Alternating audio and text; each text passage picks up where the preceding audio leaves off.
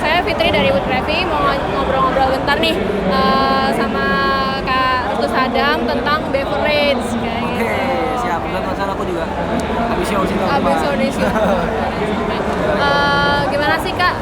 Mungkin bisa di-share nih tips and triknya buat belajar beverage itu kayak gimana? Oke, kebetulan kan emang basicnya aku di barista juga sebenarnya latte art. Cuman karena ada event dari Indomilk yang men-challenge aku untuk membuat minuman-minuman kreasi ya, kayak beverage mocktail seperti itu. Akhirnya aku coba juga turun untuk belajar ke situ. Cari tahu gimana cara bikinnya, cara mixing yang pas kayak gimana kayak gitu. Nah, mungkin kalau dari persepsi aku sendiri sih mungkin ya, karena aku memang dasarnya suka art ya, lebih ke visual kayak gitu.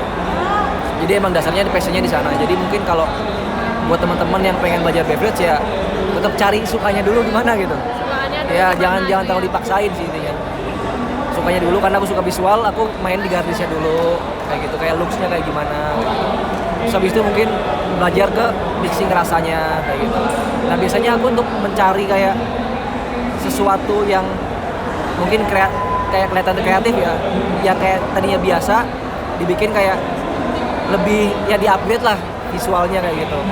Biasanya aku ya cari di ya sosial media tentunya lah ya. Sekarang kita kan zamannya sosial media ya. Jadi kayak lihat minuman mana yang kayak yang udah banyak atau yang belum ada kayak gitu sih kayak lebih. Kalau aku lebih suka yang emang beda sih. Jadi kayak emang yang belum pernah ada. Nah itu aku lebih interestnya ke sana. Jadi pengen nyiptain yang sesuatu yang baru kayak gitu. Kalau dari beverage tadi ya Kak ya, terutama yang di taste tadi ya. Itu kan ada yang visualnya bagus tapi rasanya mungkin masih biasa aja, ada yang visualnya biasa aja tapi rasanya bagus. Kalau dari Kak Restu Sadam, kalau dari bidang kayak gitu. Jadi kan pas kita bikin itu ya sebenarnya pas lagi experience untuk ciptain menu ya, itu kan kita kan harus kayak benar-benar kayak ngulik ya, banyak banget gitu. Sebelum visual kita kan rasa dulu nih. Nah itu kan kayak banyak gradient yang bisa kita campurin kayak gitu. Nah itu benar-benar harus kayak butuh waktu banget untuk apa dapat gradient yang bisa klop satu sama lain kayak gitu. Nah kalau misalkan kan banyak nih kayak visualnya kayak wah keren gitu. Terus kayak pas dicobain ya kadang-kadang kan kalau rasa kan balik lagi ke selera ya. Makanya kalau aku tadi bilang kalau kalian suka manis, kalian bisa tambahin gradient yang bisa membuat itu lebih manis kayak gitu. Jadi kayak intinya nggak yang matok lah gitu, nggak yang kaku ya kayak gitu sih, kayak lebih nggak kaku sih mungkin ya. Terus nih Kak, biasanya sih apa sih kesalahan buat para pemula yang belajar beverage? Apa ya? Kesalahan sih pasti kita ngelakuin kesalahan, cuman kayak kita sadar apa enggak, lebih ke sadar apa enggak sih kayak gitu sih. Mungkin ya kayak terlalu over mungkin biasanya, terlalu banyak gradient yang dicampur dan udah banyak terus mungkin gradientnya itu kan udah banyak macamnya, terus isinya pun juga kadang-kadang over juga, kadang-kadang mungkin banyaknya salah sama mungkin terlalu apa ya, kalau ngejiplak sih enggak sih mungkin ya, kalau itu kan juga kadang-kadang aku juga kayak inspirasinya dari sini kita coba bikin lebih keren lagi ya, mungkin lebih ke over mixingnya itu yang gradientnya.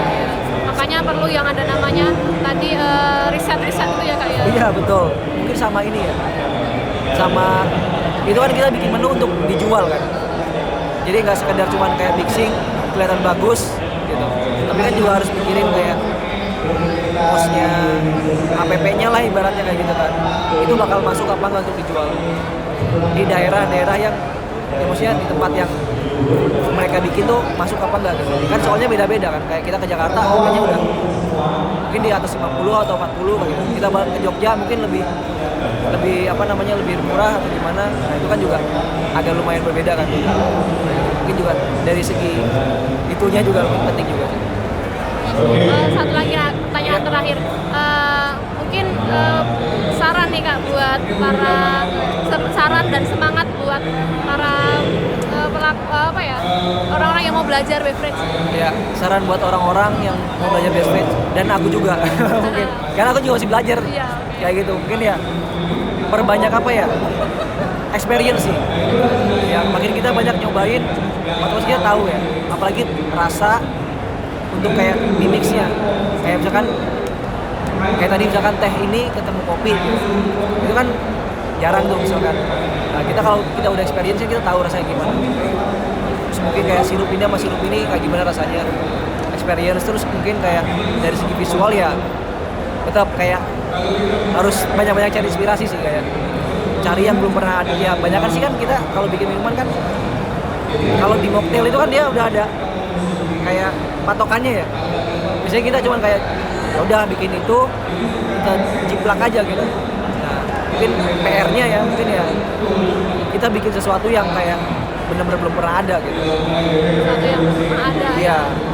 Kalau semangat ya mungkin ya itu balik lagi. Kalau kita ngelakuin sesuatu yang kita seneng pasti seru lah gitu. Seru. Intinya kita seneng dulu sih ya, kayak harus seneng dulu. Kayak gitu sih mungkin. Ya. Terus berlatih ya Kak ya. Ya. Tentunya. Wajib gitu kalau itu. Kalau nggak latihan gimana jagonya? Ya, oke, kalau nggak latihan gimana jagonya. Thank you Kak. Siap, Ini kita sama-sama. juga thank you juga dulu pernah ikut kerja sama juga sama Good Gravy dulu ya Kak Ya. ya. Oke, sukses terus buat Kak Restu Sadam ya. Sama-sama. Kontennya juga ya makin jaya lah. Amin. Sukses terus pokoknya ya Kak ya. Sehat-sehat selalu. Oke. Boleh